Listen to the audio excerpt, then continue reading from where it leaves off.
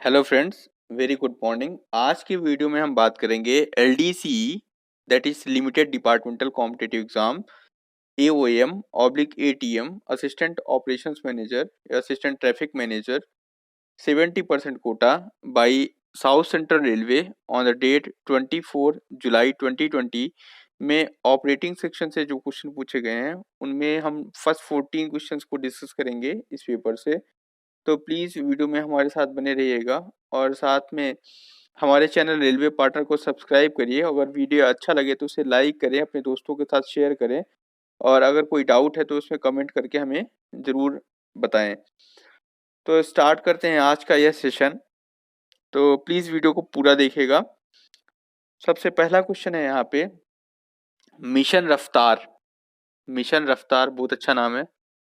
Mission रफ्तार was announced in budget. कौन से बजट में यह अनाउंस हुआ? Option A 2018-19, option B 2016-17, option C 2015-16 and option D 2014-15। तो according to Indian media, Indian railway is well known for its slow and delayed operation of train. यह media बोल रहा है, मैं नहीं बोल रहा हूँ। So, with the view to increase speeds of train, Mission Raftar announced in budget 2016-17। ठीक है, तो ट्रेन की जो गति है उसको बढ़ाने के लिए, ट्रेन की स्पीड को बढ़ाने के लिए मिशन रफ्तार बजट 2016-17 में अनाउंस किया गया। इसके अकॉर्डिंग जो टारगेट रखे गए हैं क्या है, वो है target of doubling the train average speed for freight trains. तो फ्रेट ट्रेन्स की स्पीड को डबल करना है हमारी। और दूसरा टारगेट ये रखा गया है कि increasing the average speed of all non-suburban trains by 25 kilometre per hour in the next 5 years। तो रफ्तार 2022 का टारगेट जो है रखा गया है यहाँ पे कि नेक्स्ट 5 इयर्स तक जो है तो हमें सबर्बन ट्रेन्स जो है उनकी सभी की स्पीड जो है वह लगभग 25 kmph इंक्रीज करना है। ठीक है, साथ में इसका और टारगेट यह है कि गोल्डन क्वाड्रिलेटरल्स एंड डायगोनल्स में जो 6 रूट्स हैं जो कि अप्रॉक्सीमेट 58% फ्रेट ट्रैफिक और 52% पैसेंजर ट्रैफिक को कवर करते हैं, तो वहाँ पे जो इसका मेन फोकस करना है हमें कि यहाँ पे जो स्पीड है उसको मतलब और साथ में डिटेंशन है उसको कम करना है। इस डिटेंशन कम करना और स्पीड बढ़ाना है। ठीक है, तो मिशन रफ्तार को हमने देखा यहाँ पे। और मिशन रफ्तार का जो अनाउंसमेंट किया गया था इन बजट 2016-17, तो 5 साल इसके 2022 में होंगे, तो इसको रिव्यू किया जाएगा। ठीक है, तो budget 2016-17 is the right answer. So answer is B. Next question is the wagon turn around. Wagon turn around is keyword यहाँ पे। Is a measured in terms of. तो वैगन टर्न अराउंड क्या होता है और यह किस टर्म्स में मेजर किया जाता है, यह पूछा जा रहा है क्वेश्चंस में। तो interval between two successive loadings is called a wagon turn around. ठीक है, तो कोई वैगन है तो 2 सक्सेसिव लोडिंग्स के बीच का जो इंटरवल होगा वह क्या कहलाएगा? Wagon turn around. ठीक है, that is calculated from the time a wagon is placed for the loading. जैसे ही वो प्लेसमेंट लोडिंग के लिए प्लेसमेंट पे आएगा, प्लेसमेंट लाइन पे, तो उस टाइम से till the time it becomes available for reloading. और उसके बाद वह फिर से नेक्स्ट लोडिंग के लिए कब अवेलेबल होगा, उसके बीच का जो टाइम होगा वह टर्न अराउंड कहलाएगा। ठीक है, तो कहने का मतलब जैसे मान लीजिए कोई एक वैगन है, वह लोडिंग हो गया उसका, उसके बाद वह डिस्पैच होगा, मतलब डिस्पैच होगा। और लोडिंग के बाद डिस्पैच होने के बाद वह क्या ट्रांजिट पे रहेगा, मतलब कंटिन्यूअस चलता रहेगा। और फिर नेक्स्ट जो जब उसकी अनलोडिंग हो जाएगी, ट्रांजिट होने के बाद जब वो जो भी डेस्टिनेशन पॉइंट वहाँ पहुँच जाएगा, अनलोडिंग हो जाएगा और उसके बाद वह फिर से लोडिंग के लिए कब अवेलेबल होगा, तो उसके बीच का जो टाइम है वह कहलाएगा हमारा वैगन टर्न अराउंड। ठीक है, तो वैगन टर्न अराउंड जो है बेसिकली वह मेजर किया जाता है इन terms of days. In terms of days. तो 1950-51 की बात करें अगर, तो उस टाइम पे जो वैगन टर्न अराउंड होता था वह 11 डेज होता था, लगभग 11 डेज होता था। तो इसका मतलब यह है कि कोई भी वैगन जो है तो 11 डेज बाद वह अवेलेबल होता था नेक्स्ट लोडिंग के लिए। तो कहने का मतलब यह हुआ कि वो एक साल में लगभग 32 टाइम्स जो है उस वैगन को में यह लोडिंग हो पाती थी। ठीक है, the wagon could be loaded around 32 times in a year. Okay, और इसके बाद जब को रिव्यू किया गया 2013-14 में, तो इस टाइम को जो है तो डिक्रीज करके 11 डेज से 5 डेज पर लाया गया। तो 5 डेज में जो है तो इस तरह से जो है तो लगभग 72-73 टाइम्स इन अ ईयर एक वैगन में लोडिंग हो पाती है। और अभी का जो टाइम है इसके बाद अभी जो है यह टाइम रिड्यूस होके 3 to 4 डेज का हो गया है। तो इस तरह से जितना भी हम वैगन टर्न अराउंड जो है कम करेंगे, उससे ज़्यादा से ज़्यादा हमारी क्या होगा, मतलब वो डेज कम होगा तो उससे परफॉर्मेंस क्या होगा, ज़्यादा से ज़्यादा अच्छा होगा, इंक्रीज होगा। ठीक है, तो नेक्स्ट थर्ड नंबर क्वेश्चन है यहाँ पे मेमू पूछा रहा है। मेमू को एक्सपैंड करो। This is a nothing but a main line electrical multiple units. Main line electrical multiple units. Main line electrical multiple units 1995 में ऑपरेट हुआ, स्टार्ट हुआ इसका ऑपरेशन। ठीक है, जनरली शॉर्ट और मीडियम डिस्टेंस को कवर करने के लिए ये चलाई जाती है। ठीक है, 12 कोचेस रहते हैं इसमें, 25 किलो वोल्ट OHE का यूज करके ये चलती है। ठीक है, AC। नेक्स्ट क्वेश्चन है approved special instructions are issued और approved by. Option A is PCOM, option B is GM, option C is CRS, option D is a railway board. ठीक है, तो अप्रूव्ड स्पेशल इंस्ट्रक्शंस जो होते हैं वह किसके द्वारा इशूज किए जाते हैं, तो approved special instructions are issued by और अप्रूव्ड बाय CRS। आंसर क्या होगा इसका, CRS। CRS is nothing but commissioner of railway safety, that belongs to civil and aviation department. Okay, ministry of civil and aviation. So comment box में please comment करके बताइए अभी जो chief commissioner of railway safety है वो महोदय, उनका नाम क्या है। नेक्स्ट अगर हम बात करें यहाँ पे तो स्पेशल इंस्ट्रक्शन आर इशूड, अगर यहाँ पे जैसे अप्रूव्ड स्पेशल इंस्ट्रक्शन हुआ है यहाँ पे बात, तो यहाँ पे CRS आंसर हुआ है। अगर यही क्वेश्चन होता क्या कि special instructions are issued by, तो special instructions are always issued by authorized officer. Okay, and PCOM is the authorized officer of the zonal railway. Please remember it. Next question is when a signal is newly erected or shifted, caution order shall be given for a period of। तो अगर कोई signal है वह नया establish किया गया है या उसको शिफ्ट किया गया है, तो उस केस में कॉशन ऑर्डर दिया जाता है। तो कितने समय के लिए दिया जाता है, option A is 10 days, option B is 50 days, option C is 70 days, option D is 90 days. Okay, means approx 3 month. तो यहाँ पे इसका आंसर क्या होगा, 10 डेज। 10 डेज के लिए क्वेश्चन ऑर्डर जो है दिया जाता है। ठीक है, नेक्स्ट क्वेश्चन इज यहाँ पूछा जा रहा है circular notice issued for a traffic line block for engineering works. किसके लिए यहाँ पूछा बोला जा रहा है, यहाँ पे engineering works is valid for from the date of issue. Option A is 3 month, option B is 6 month, option C is 2 month, and option D is 5 month. Please give me answer in the comment box. Please comment this question's answer in the comment box. Next question move करते हैं अपन। Question number 7. Authority to proceed for relief engine oblique train into an automatic block signaling section is। कौन सी authority है जिसके तहत जो है जो भी इंजन और ट्रेन है वो ऑटोमेटिक ब्लॉक सेक्शंस में जो है तो प्रवेश करता है, ये पूछा जा रहा है, प्रोसीड कर पाता है। Option A is T/T 912, option B is T/C 912, option C is T/A 912 and option D is T/B 912। ठीक है, तो इसका आंसर क्या होगा यहाँ पे, T/C 912। ठीक है, basically it is used for engine oblique train to enter the obstructed block section in automatic area, it includes only two authorities. One is authority to proceed without LC and second is caution order. Okay तो basically इसके साथ जो है तो दो authorities include होती है. One is authority to proceed without LC and second is caution order. Next question is the speed of the track tamping machine over all points and crossing shall not exceed. Option A is 8 kmph, option B is 15 kmph, option C is 20 kmph, option D is none. तो इसका answer क्या होगा? None. ठीक है. NTKM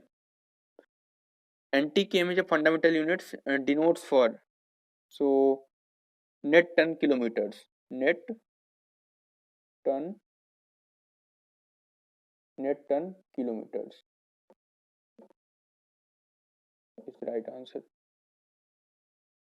Next question is question number 10 है. During power interceptions of a coaching trains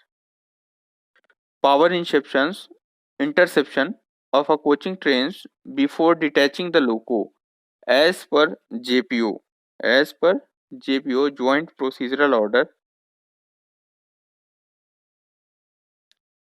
First is two iron skids to be placed at extreme ends. Second is two chains to be applied at extreme ends. Option 3 is apply hand brakes of all SLRs and option 4 is LP to drop air pressure.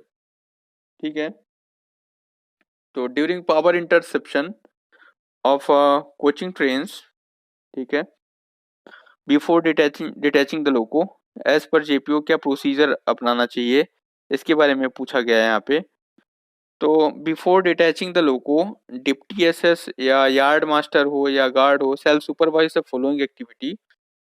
पहली activity क्या है कि hand brakes of the front SLR shall be applied by shunting staff before LP apply A9. ठीक है. तो breaking के पहले क्या होना चाहिए, जो फ्रंट एसएलआर का हैंड ब्रेक्स है उसको बांध देना चाहिए, अप्लाई कर देना चाहिए.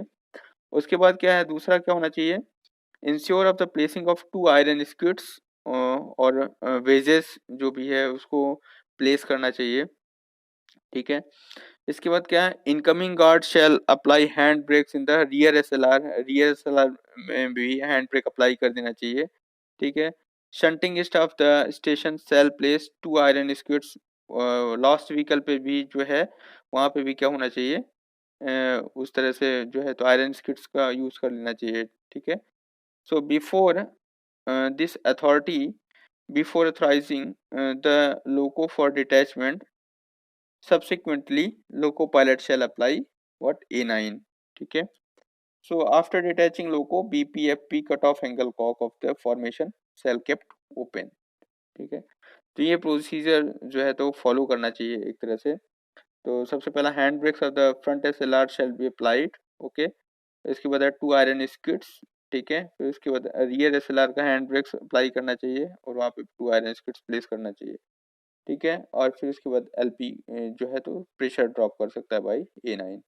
तो इस तरह से यहाँ पे ऑप्शंस जो है मैच कर रहा है यहाँ पे 1 3 4. ठीक है. और अगर इसी तरह हम बोले अटैचिंग लोको के समय तो क्या होना चाहिए, तो अटैचिंग लोको के समय क्या होना चाहिए, संटिंग स्टाफ जो होता है वो उसको इंश्योर करना चाहिए कि लोको जो है तो 20 मीटर्स का गैप रहे फॉर्मेशन और लोको के बीच में, और उसके बाद लगभग वॉकिंग स्पीड के साथ जो है वह जो है तो फॉर्मेशन से लोको को अटैच करे. और इसके बाद जो है तो प्रेशर जो है इंश्योर करे, जैसे बीपी में जो है तो 5 kg का पर सेंटीमीटर स्क्वायर का प्रेशर और एफपी में 6 kg पर सेंटीमीटर स्क्वायर का प्रेशर लोको में जो है तो होना चाहिए. और 0.2 का ड्रॉप के हिसाब से जो है तो रियर एसएलआर में जो है तो 4.8 kg पर सेंटीमीटर स्क्वायर और 5.8 kg पर सेंटीमीटर स्क्वायर का प्रेशर जो है बीपी और एफपी रिस्पेक्टिवली उसमें इंश्योर करना चाहिए. और इसके बाद क्या करना चाहिए, हैंड ब्रेक को रिलीज करना चाहिए. और फिर उसके बाद जो है CNW स्टाफ द्वारा जितना भी फॉर्मेशन है, जो भी फॉर्मेशन है, जितने का लोड है उसको पूरा जो है उसको मैनुअली रिलीज करना चाहिए. ठीक है. और उसके बाद जो सेफ्टी इक्विपमेंट्स हमने लगाए हुए हैं उसको हटाना चाहिए वहाँ से. ठीक है, तो ये प्रोसीजर जो है तो डिटैचिंग और अटैचिंग लोगों के समय ये प्रोसीजर जो है तो फॉलो करना चाहिए। ठीक है। इसके बाद क्वेश्चन नंबर 11 पूछा जा रहा है यहाँ पे, स्टेशन वर्किंग रूल्स कंटेन्स, कितने स्टेशन वर्किंग रूल्स में जो SWR, that is SWR have how many chapters and appendices? SWR that means station working rules, तो उसमें कितने चैप्टर और अपेंडाइसेस हैं? तो इसमें टोटल जो है तो 12 चैप्टर एंड 7 अपेंडाइसेस हैं, please remember it, 12 chapter and 7 appendices. Next question पूछा जा रहा है, wherever outer distant signal is provided,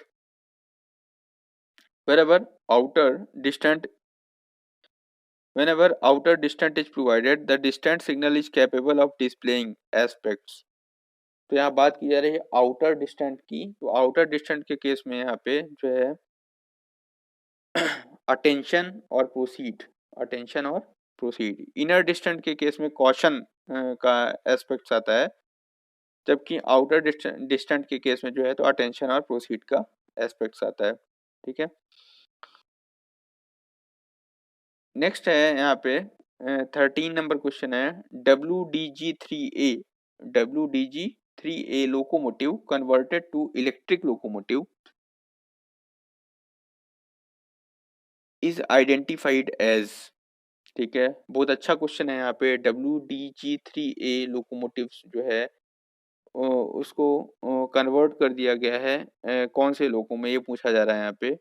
तो बनारस लोकोमोटिव वर्क्स द्वारा यह काम किया जा रहा है कि जितने भी डीजल लोकोमोटिव वर्क्स हैं उनका मास कन्वर्जन किया जा रहा है इलेक्ट्रिक लोकोमोटिव वर्क्स में।